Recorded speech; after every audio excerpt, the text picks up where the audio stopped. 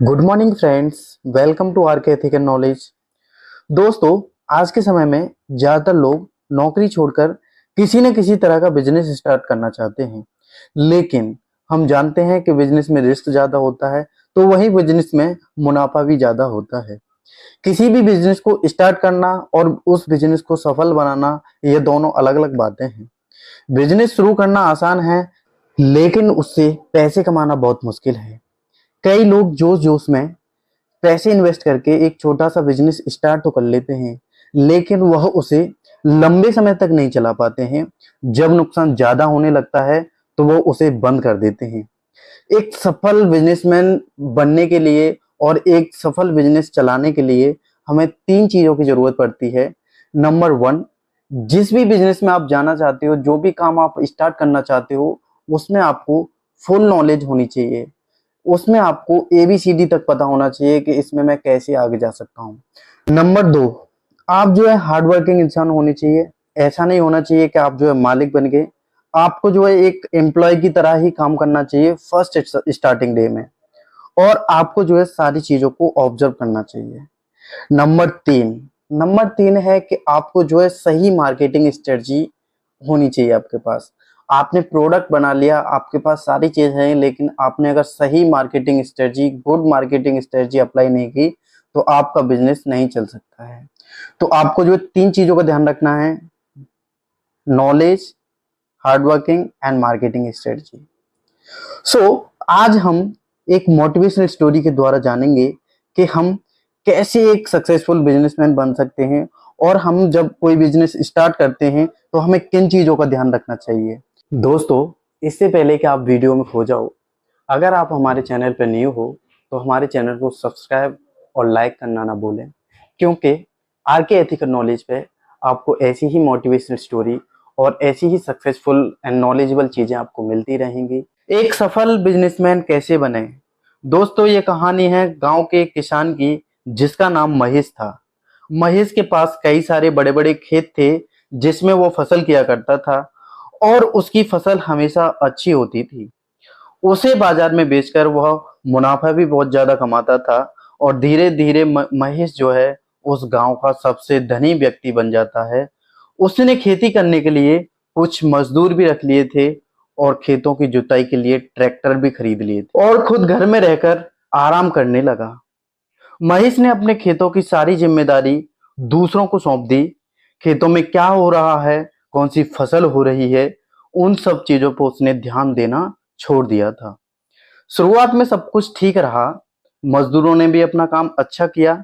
ज्यादा मजदूर होने से काम भी जल्दी हो रहा था, फसल भी अच्छी हो रही थी। लेकिन कुछ समय बाद मजदूरों ने अपनी मनमानी करना शुरू कर दिया था।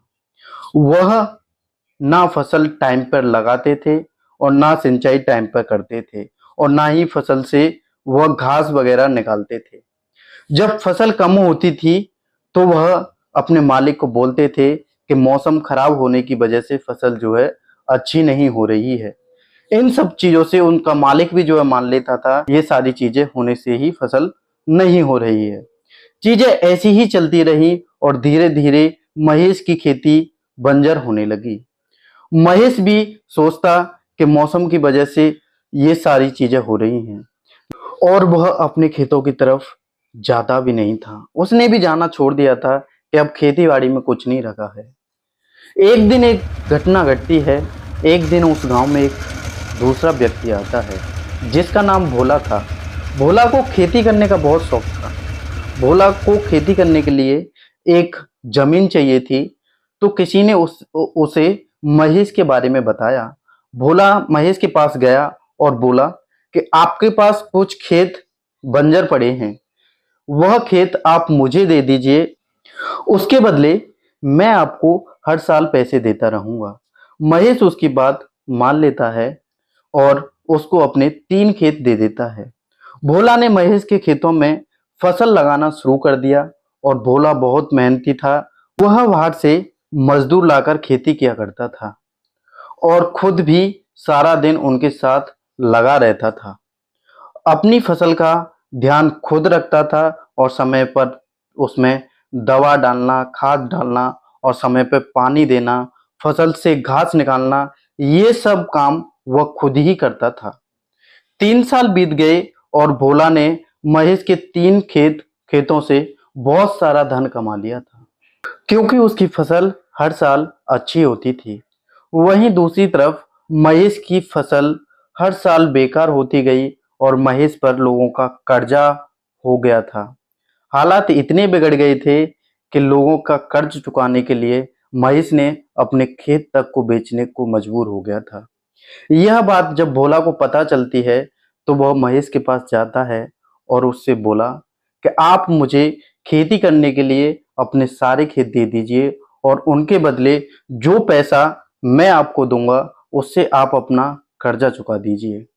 भोला बोला कि पहले आपने मेरी मदद की थी, इस बार मैं आपकी मदद कर देता हूँ। भोला की बात सुनकर महेश बोला कि तुम्हारे पास इतने सारे पैसे कहाँ से आए? तुम्हारे पास तो सिर्फ 3 ही खेत थे और उसके बदले तुम मुझे हर साल पैसे भी देते हो, घर का खर्चा भी चलाना होता है और खेतों में भी अच्छी फसल नहीं हो रही है, फिर इतने सारे पैसे तुम्हारे पास कहाँ से आए? तो भोला बोला, ये सब पैसे मैंने अपने खेतों से ही कमाए हैं। मैं खेतों में मजदूरों के साथ खुद काम करता था और अपनी फसल की निगरानी खुद करता था। समय के साथ समय के हिसाब से अपनी फसल बदलता रहता था। खाद, पानी, दवाई और सिंचाई, वो सारी चीजें मैं खुद ही करता था और टाइम के अकॉर्डिंग करता था, जिसकी वजह से मेरी फसल हमेशा अच्छी हुई और मुझे हर बार फायदा भी हुआ। वहीं आपने अपने खेतों में जाना भी छोड़ दिया था, फसल कैसी हो रही है ये भी देखना छोड़ दिया था, ना कभी देखा कि मजदूर कैसे काम कर रहे हैं और उन्होंने अपनी मनमानी चलाकर आपके खेत और फसल दोनों ही बेकार कर दिए। भोला की बातें सुनकर महेश की समझ में आ गया कि उससे क्या गलती हुई है। उसने अपने सारे खेत भोला को दे दिए और उसी के साथ मिलकर खेती करने लगा। कुछ ही सालों में महेश की जिंदगी फिर से सुधरने लगी और फिर से गांव का सबसे धनी व्यक्ति बन जाता है। दोस्तों, हमें इस कहानी से यह सीख मिलती है कि हमें अपने काम की जिम्मेदारी हमेशा खुद ही लेनी चाहिए। जब हम अपना काम दूसरों के भरोसे छोड़ देते हैं और उस पर ध्यान नहीं देते हैं तो हमें हमेशा नुकसान ही होता है। कई बार हम दूसरों के भरोसे कोई बिजनेस शुरू कर देते हैं और सोचते हैं कि सब कुछ अच्छा ही होगा। हम पार्टनरशिप में अपने दोस्त, अपने रिश्तेदार या फिर किसी अनजान व्यक्ति के साथ कर लेते हैं और फिर उनके भरोसे पर सब कुछ छोड़ देते हैं। कई बार वही लोग धोखा दे देते हैं और बिजनेस डूब जाता है। आप कभी ऐसी गलती ना करें। अगर आप कोई बिजनेस स्टार्ट करना चाहते हो तो सबसे पहले खुद उससे सीख लें। उस बिजनेस के बारे में आपको जो है सबसे ज़्यादा नॉलेज होनी चाहिए, क्योंकि जब तक आपको उस बिजनेस के बारे में अच्छी नॉलेज नहीं होगी तब तक आप उसमें सुधार नहीं कर पाएंगे। जब आपका बिजनेस अच्छा चलने लगे तब आप उसमें दूसरों लोगों को जोड़ें और हमेशा अपने काम की जांच करते रहें। देखें कि आपको कितना प्रॉफिट हो रहा है, कितना नुकसान हो रहा है और कौन अच्छा काम कर रहा है और कौन चोरी कर रहा है। अगर आप अपने काम को दूसरों के भरोसे छोड़कर मौज मस्ती या आराम में लगे रहेंगे तो वह काम हमेशा नुकसान ही देगा। बिजनेस की शुरुआत हमेशा उन लोगों के साथ करें जिन पर आपको सच में भरोसा होता है। किसी के कहने पर कोई भी काम स्टार्ट ना करें। बिजनेस वही करें जिसकी आपको खुद भी जानकारी हो, ताकि कल को कोई धोखा दे भी जाए तो उस काम को आप खुद भी आगे बढ़ा सकें। जब आप ऐसा करेंगे तब जाकर आप एक सक्सेसफुल बिजनेसमैन बन पाएंगे।